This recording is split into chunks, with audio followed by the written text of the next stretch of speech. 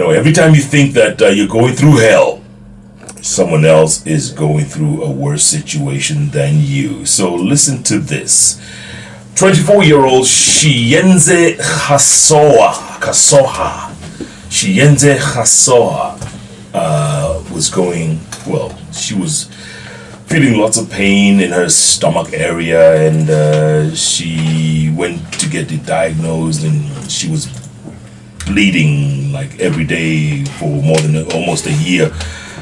And she went to get diagnosed, and they kept telling her it's endometriosis. They would tell her it's one thing after another, and they kept misdiagnosing basically. And she got more and more frustrated until one day she collapsed in the streets of Nairobi and had to be picked up by police and ambulance and taken to hospital. And then she discovered what she had, and she's about to tell us on this morning. Good morning, Shiyenze. Good morning, Jeff. Morning, how you doing? I'm awesome. Good to see you. Pleasure. 24 years old. Yeah. So tell me, so you started feeling pain in your stomach area? Yeah, but I've been having such, let's say from when I was 13, 12, I've been having unpredictable menses, you get? Yeah. What do you mean unpredictable? It wouldn't come like on time? It wouldn't come like normal 28 days clock or 35. But when it comes, it will prolong. Yeah, it will take a long time. Like how long? Like 2 months. And then they give you contraceptives or drugs to stop the bleeding. It will stop. That's a lot of loss of blood, yes. It will stop, and that time I was actually in high school. Mm-hmm. So let's say the whole Form 2, it really persisted. It took I will take the drugs, it doesn't stop. So let's say the whole of first term and second term, I was just having my menses. Every day? Yes. And then, in high school, it was quite serious, because after every class, I would actually go to the bathroom. Yeah, so it was a lot of packets. I would use like 2 packets. A day? Yes. And you couldn't play sports, obviously. Yeah, I couldn't. I stopped swimming. I stopped doing basic things. Yeah. So. Okay, so you find that out, and what does your mother tell you? What does the doctor tell you, that it's normal? The doctor told me it is hormonal imbalance, and my mom was like, okay, let's if it's hormonal imbalance, let's have something that can control this. And then so we were just hopeful that everything will just fall into place. Right.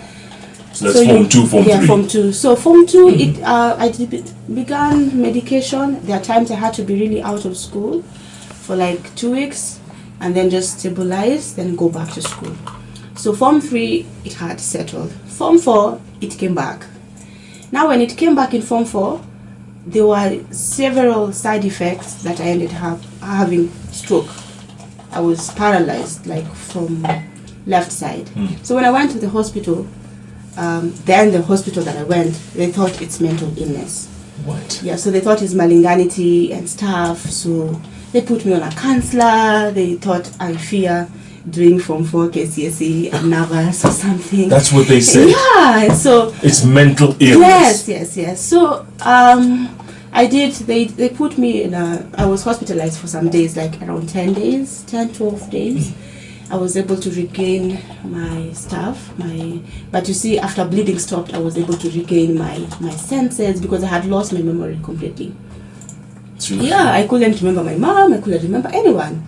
So after some time, that came into, I came back to having my memory, and then now later on, I continued the treatment.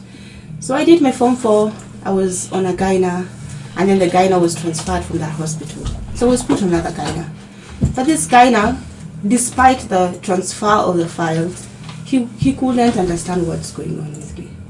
So he'll tell me, I think this issue you could give birth, and I'm 19. So why am I getting like a husband to give birth or something? So he tell me, once you give birth, I will remove your ovaries. These are going to be you're not going to suffer. So I'm like, should I remove my ovaries? Should I give birth? You just weighing options, and like, okay, maybe this thing will end. And then I will just Google. That's the error for Google. I'll Google and see if people have ever given birth without ovaries, or is it something common and stuff. So when I continued there for like 2 years, I wouldn't get proper treatment. And you're still bleeding at this time? Yes, yeah, but excessively? Now, no, but now it used to stop for some time. I would bleed for like 14 days, then it gets back to normal. Then you stay there for like around, no, not limited, it was not predictable. It will take like, if I change the location, the bleeding would come, and now stopping becomes such a challenge. So after some time, I just changed the hospital, because now the guy now, we were not like he really didn't understand the case. Yeah. So I went to another hospital, and then the hospital used to change gynas every now and then. So I will not get, you see, when you register in a hospital, they always give you a resident gyna. Right. But I think them, they had just visiting gynas. So that one escalated. But now when I went to do, when I changed now the hospital to another one, the doctor told me I have endometriosis. So I was like, okay, so what's the solution about it? So sometimes when they tell you, you don't know what it is, and they're not giving you a lot of clarity, you just go on Google. You just Google and see what it is about. So I checked, and I was like, are you sure this is what I'm having? So yeah, this is what you're having. And they did some scans, and it will show that, yeah, the uterus is not at a good posture. But I have not been having painful menses, actually. That's why I will survive for long, because mine were not painful. It was just cumbersome, just going to the bathroom every now and then. But there was no pain. And no migraines? Yes, no at all. So I will just lead my normal life, serve my clients, do whatever I'm meant to do, but just having this thing you have back in mind that you have to really, it's a struggle. Yeah. So that was a series. And then last year, in 2017, I decided this one is not also helping. Let me go to another gyna. So I went to a gyna. Actually, if you see my phone, I have like, I think 16 gynas I can refer someone because I've been on gyna hopping. So I went to a different gyna. They were able to tell me that I had some presence of cyst, and they told me I don't have endometriosis. I'm like, but I've been taking medication for endometriosis. Yeah. How comes I don't have endometriosis? You see, now you having contact. I told the doctor, wait, let me go back home and bring you my reports. Right. Because this is what I have. Yes. So the and doctor, you're very confused now. Yeah, now I'm confused. You've been because misdiagnosed. Yeah. Oh my goodness. So the doctor even actually told me I'm anemic.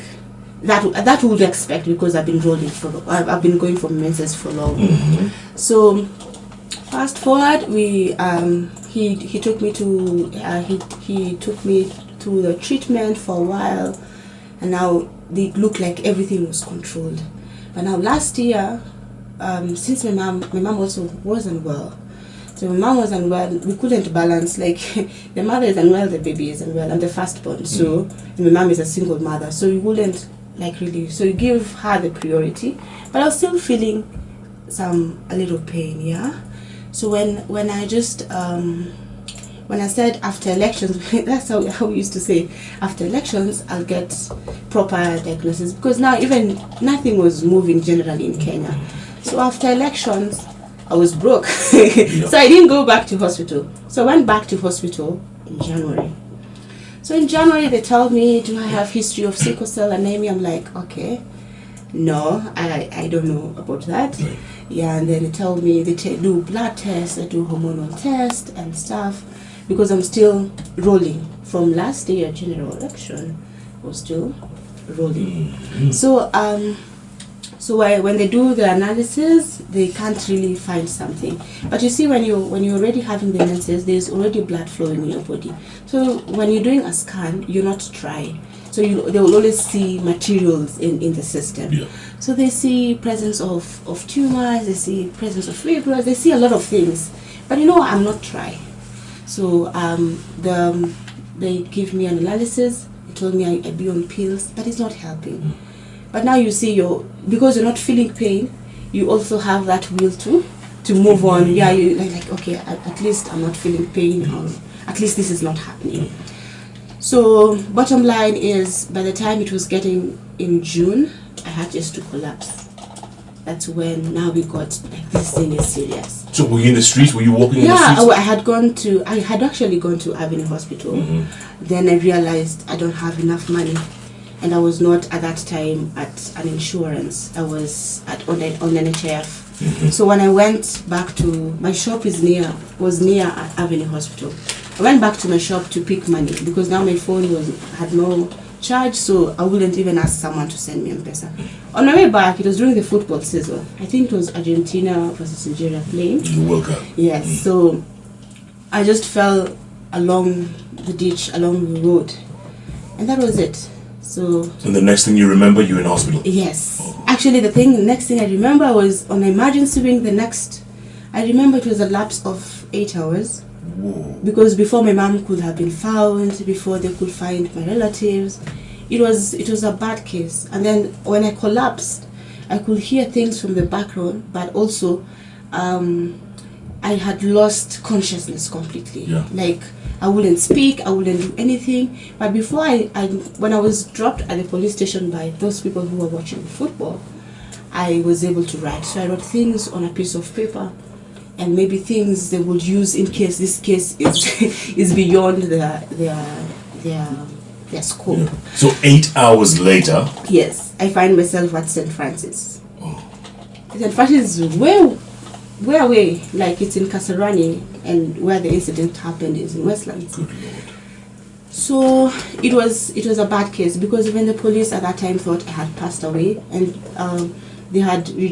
several hospitals had rejected me because it was an emergency case. They don't have my name, like they don't have my identification. So they don't want to treat you because you're kidding. Yes. From Westlands, you end up in Kasarani. Yes. Almost dead. Yes.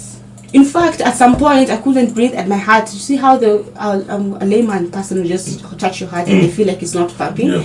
You're like, this lady is dead, and we can't even find the mother or someone. So it's like... You had no pulse. Yes. You couldn't feel what is happening, yeah? My goodness. So they were like, if we don't get her mother, or we don't get anything, I think we'll just take her to... Because the hospitals have refused, and she's not breathing, we'll just take her to the... mortuary. Oh, no. So I lie on that Land Rover, the police Land Rover. I was behind. You're still in the back of the Land Rover? Yes. So I was just at the back, and they have folded me so well. Folded? Yeah. So I could hear some fidgeting, but I don't know what is happening. I feel like I'm in a different world, but I'm also here. You get? So you're the kind of people who they take to a mortuary, and then 2-3 days later you wake up. Wake up, yeah. Oh, goodness. This really happens? Very. So what happened in the end? So along the way, I coughed. Sorry to laugh. I coughed. So the dead person just coughed? Yeah, I was like, hey, this lady is alive. Let's check in her bag if there's something. They found my phone and my charger. So they put it on to charge, and then they switch it on. They found out my mom had called me. Have you woken up at that time? No. No. This I'm getting as a narration also. All right. It's also a narration on my side. Yes. So they switch on. Yeah, they see the missed calls. Yes. And then it was my birthday on that day. Oh. So many people had called me, and also there was some friends who had invited me for dinner, and I didn't show up. And I'm not that kind of a person. Yeah. I show up. If I'm meant to show up, I show up. If I'm not meant to show up, I tell you. Yeah. So people are so worried. They call my mom. My mom doesn't know any of my whereabouts. In fact, my mom thinks I'm with them. So when they called now on the phone, I tried calling you. Yeah. Now phone calls started coming in. Like, was she marked? Was anything happening? Is she okay or something? Yeah. She hadn't complained. She's sick. Right. So by the time everything is settling in, it's the next morning. At least St. Francis did first aid for me. They put those IVR. They put in some sugar, water. Then I had to be hospitalized for some time. But for them, they just thought it's bleeding. Some hospitals, not all hospitals are well equipped to do a lot of things. Yeah. So they just thought it's bleeding. So they were sitting bleeding. It wouldn't stop. Injection, it wouldn't stop.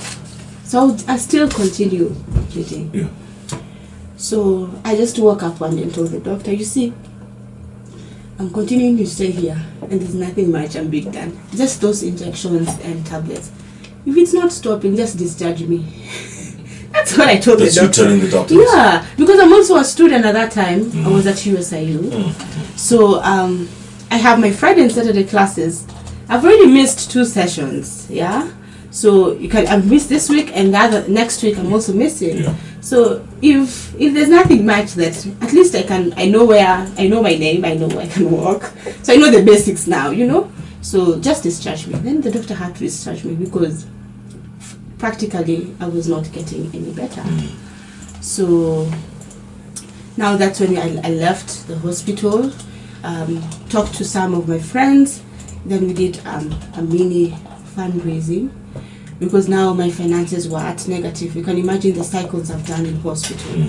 So I did a mini fundraising, and then now I went for proper analysis. We did like 3 hospitals, and then we got another referral of a gyna who is very good at Upper Hill Medical Center. He was able to review some things. But at that time, when I'm getting the results, I was like, any doctor who will be a little bit positive and is just not telling me this is like you're going to die, or if you don't do this, some doctors are very, I think their speech, their diction is one thing. Sure. So they just tell you things and they are point blank. Like you need to get pregnant. Yeah. You need to, as in they don't even ask you, are you single? How old are you? Right. They don't even get your age or something. No like feelings at all. Yeah. So by the time I was now beginning treatment, it had taken a journey. I was away from my business for like 2 months. And you're a fashion designer. Yes. Yeah. So I was away for 2 months, and so you see in our world, if you don't work, there's no money. Yeah. So you can imagine now you're surviving on just people and well wishes. Yeah. So anyway, so they come and they tell you have what? Ovarian cancer. Ovarian cancer. Yes. So, which means that did they remove it? Not yet. Not yet. Yes. Okay, so because at that time I was still what was the challenge of my medication is that I had bled for a while, so even doing a surgery would be quite a risky affair. So there are things they could do, and then at the end, if it hasn't responded well to the treatment, then they can now remove. Yeah. But now I also had to change my lifestyle completely. When they told you this, what went through your mind? Were you relieved at least they found out what you have after all these years, or? No, I felt like, okay, maybe I'm the next dying person, You know how cancer people? Yes. Like they have gone treatment for so long and then all of a sudden they die. Like someone has fought for like 3 years and then all of a sudden they are gone. So I was like, okay, maybe it's one of those stories I should get ready for. And then I'm like, also, maybe it's just fate. I had very mixed emotions. It took me like I think 2 weeks to go through counseling. I went through counseling. Yeah. And then now I just had to accept now. And then also I got to see, I also had a friend of mine who just passed away like 2 days ago. She was battling cancer, stage 4. So she would encourage me on a single day, and I'm like, yours is even worse and you're encouraging me every day. So I would really feel hopeful. And that gave me hope. And your mother who was sick at that time, how did she feel? She felt like, I think it's hard because now at that point she could not support me because she's also recovering from her illness. It hasn't been so long. It's actually from last year. She's still on clinic. So we are like, what are we going to do?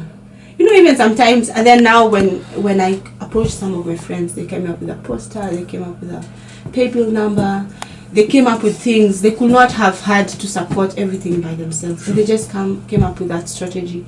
And now the world knew. Now when the world knew, the advices now you get on inbox. Yeah. Ha. Go on. Some people will tell you're cursed. Oh no. Some people give you, there is actually, I actually blocked that person. There's actually someone who told me I can buy a snake. And the snake, if it sleep, I sleep with the snake for a whole night. The snake is worth 70,000. Can you imagine? The snake is worth 70,000. So you sleep with the snake in the room? Yes, like it ties around the ovary area, like the abdomen. This snake? Yes, for a whole night, 24 hours, you sleep on bed with the snake. And then by the time you wake up in the morning, that cancer will have gone. That snake carries the... This is someone actually giving you advice? Yeah, and I don't know the person. Just online. Because now everything was being shared all over. Yeah, I think you should block this person. Yeah, I blocked the next minute. And he shared the photo of the snake. I'm like, even I can't have a dummy snake. Let alone a real one wrapped around your stomach for a night. It was hard. Oh, Shiyenze. But tell me something. This attitude of yours, where do you get it? You're so positive about everything. I mean, you've just been diagnosed with what seems like a death sentence here. I know. But I think also just seeing that tomorrow shall be better. You honestly feel that way? Yeah. I always feel like you've been bleeding for the last 12 years. Yeah, and my friends couldn't know about it. They would actually tell you this is the most jovial. We didn't know she was this sick. Because I wouldn't show you. Yeah. For me, I just let us live. And now you have started chemo. Yeah. You have had a session. Mm-hmm. What was that like? Let's not go there. It's really, it makes you feel drained. You know, for me and that person, I think I can work more than 15 hours. You give it a chance. I can do this. I can do radio, do TV, do my business. I'm that kind of a person. But now medication slows you down. You can only do one or nothing. You feel the fatigue, you feel you're exhausted. Lethargic. You're exhausted, you're drained. And then I think one of my major fallback from my treatment has been peace of mind, you know? Because sometimes I'm going to the hospital and I'm like, what if they tell me a bigger bill and I don't have money? Because now when they tell you that, you feel like, should I continue or just stop? And doctor usually says, cancer patients die from lack of hope, lack of finances. Those two things have to go. Because they stop going for the treatment or whatever. Once you stop the treatment, it comes in double their losses. Correct. Yeah. So that has been my main challenge. Sometimes I'm sitting, I'm like, I'm gonna fight this. I'm a warrior. And then you just sit down when they bring the prescription and like, okay. How can I afford this? How can I afford this? So it has been really a journey of just belief and just hoping that strangers come my way. Have you confronted people in the same situation? Have you? Yeah. I joined a support group. I don't know the name actually. I joined a support group, and when I joined the support group, we have people a lot of people who are in stage 4s, and they're doing quite badly. As in, when you look at them, you're like, at least I can walk. Right. And they can't. Yes, they can't walk. They come with wheelchair or something. Like really, for them, they are in more pain. Yeah. I think they're just waiting to die. Yes. But now also they just have that optimism that I will live tomorrow. What is your stage right now? Stage 2. Stage 2. And when do they want to remove that one ovary? I think after around November, we'll have another analysis again. Okay. So once we do the analysis again, they see the stages, they see the blood level, and how many chemos between now and then? 2. 2 more. Yes, 2 more to go. My goodness. It's been war. But you're still smiling, Shiyenze. You're still smiling. What do I do? Do I want me to cry? You have to be happy. Are you still designing? Because you're a fashion designer, right? Yeah, I do. That jacket that you're wearing, is that you? Yes. That's one of yours? Yeah. We have to take a picture and tweet it. You designed that? Yes. Are you still designing? Yeah, I am. For men, for women? Yes, but not as much as I would do before. But now I have a very good team. What's the name of your brand? Shiyenze.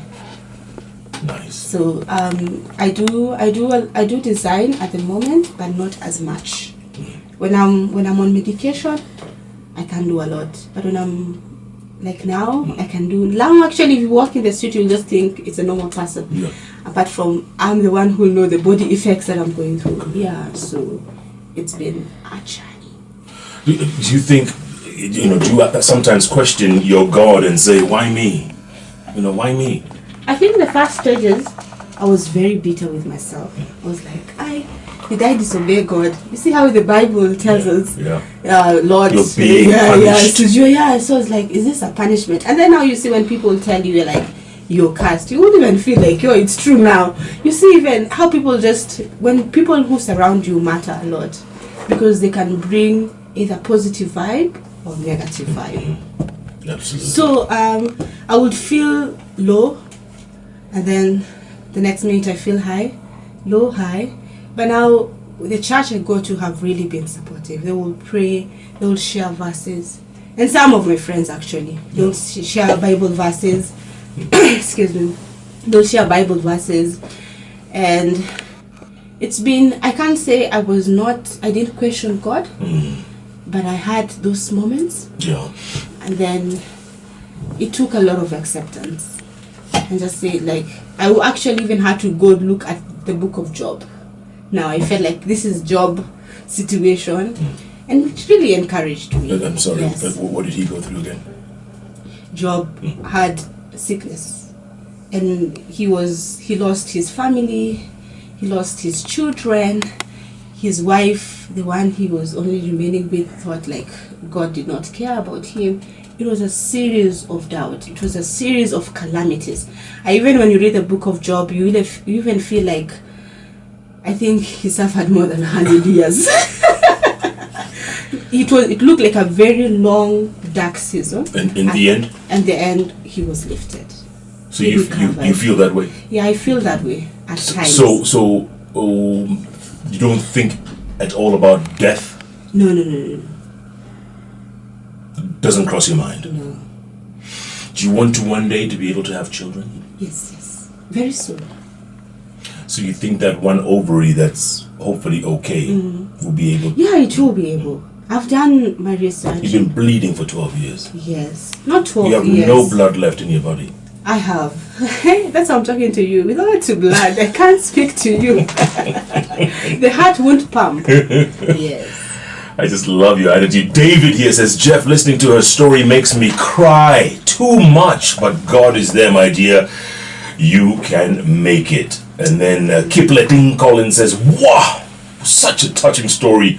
Shiyenze Khasoha is great and so cheerful. I love her spirit. She is so positive. She will battle it out and eventually she will win. May God bless her. Amen. And Gongu Kiadie says, what a story. Wishing her all the very best and thanks for sharing. By the way, we have to thank you as well for sharing, because a lot of people just don't talk. They just go back into their little cocoons and they slowly and progressively wither away. But here you are, full of life. Yeah. You have stage 2 ovarian cancer. Goodness gracious me. What keeps you going? I think also in my mind I have this quote. I always feel like life balances. There will always be a time of sorrow and there will also be a time for joy. When it's a time of sorrow, it's always easy to think that you will be low, you will be pathetic. I have had my share of glory, like very joyful moments. During the campaigns, I will do outfits for the president, for the opposition government. The president has worn your shirts? Yes. Come on. Do you have a picture? Yeah, I think online. Yeah? But I have the NASA team. Also? Yes. When they were inaugurating the white shirts with the flag. Yeah, that's you. That's by me. Come on. Shiyenze. I tell you.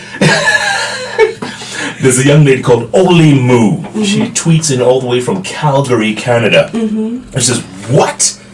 A snake again? Oh no, I'm not going to switch off my light.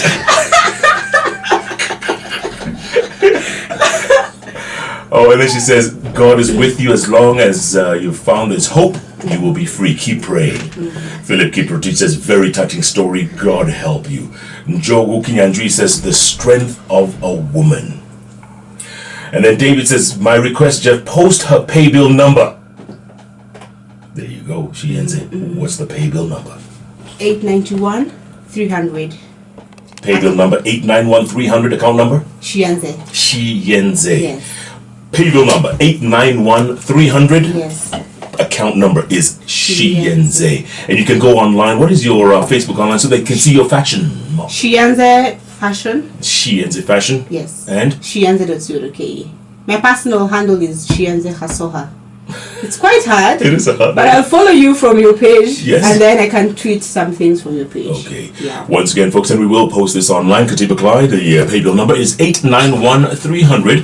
Account number Shiyenze. And Shiyenze is in stage 2 of ovarian cancer, having been misdiagnosed for the last 10 years by some heartless gyners, right? Mm-hmm. I think you should delete those from your phone, by the way. I know. Delete those 16 and keep the one. Yeah. Right? Because endometriosis, fiber, right? Fibroid, cyst, COS. And you know, for me also, I think I was quite skinny before.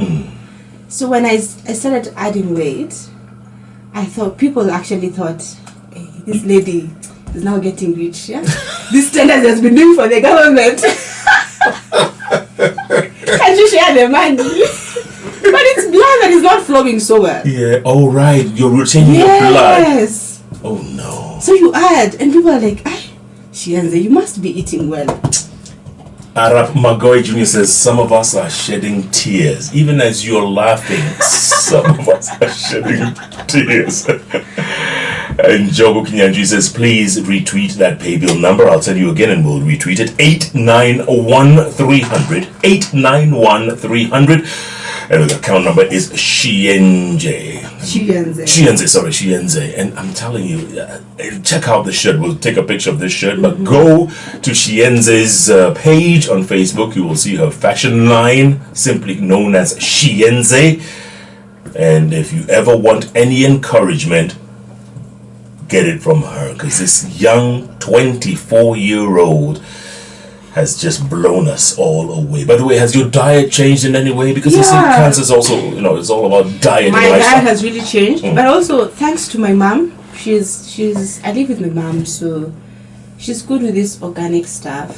So from the word go, since I've been bleeding a lot, I've been taking those kienyeji, and we have a small farm for kunde, terere, those things. Organic, yeah, proper, yeah. Terere is very good for you, by the way. You know terere? Oh, do I know terere? You don't look like you know terere. So I was gonna explain to you how the leaves look like. You are too much, man. You are too much. And there's a reason why God picked you for this. You know that? Amen. There's a reason. Because, some of us can't handle this kind of stuff. Huh? We can't. I know. And you are just bubbly. You are just a... But also, it's always good to keep on going. Like for example, I think if I stopped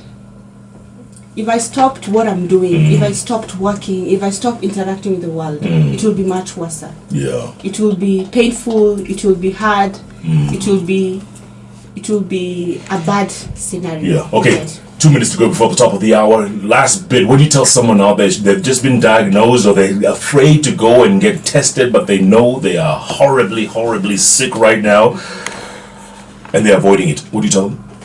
There is hope. There is hope. Create an environment for yourself. People will create whatever they want, but create an environment for yourself. Create an environment of hope, of love, what you want to see. Just create it for yourself. No one will create it for yourself. Yes. Shiyenze Khasoha, thank you so much for your time, my dear. You are a bouncing 24-year-old with so much energy, and we pray and hope that everything will turn out all right, so that you can continue making the president and everyone else who wants shirts, shirts. Again, pay bill number 891300.